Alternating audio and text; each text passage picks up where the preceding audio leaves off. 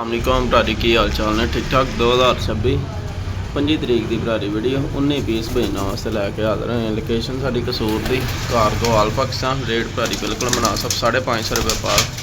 No भरारी शौक कर लो जैस किसी भरा की समझ चाहते हो बई राबता कर लेना। कारगो पूरा पंजाब नो भरारी शौक कर लो 19 पीस। लोकेशन कसूर कारगो आल पाकिस्तान।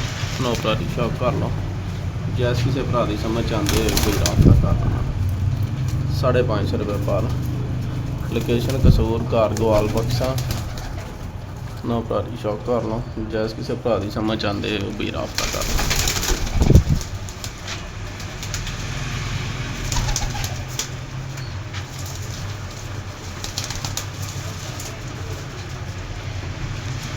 उन्नीस पीस भरारी। लोकेशन कसूर कारगो आल पाकिस्तान।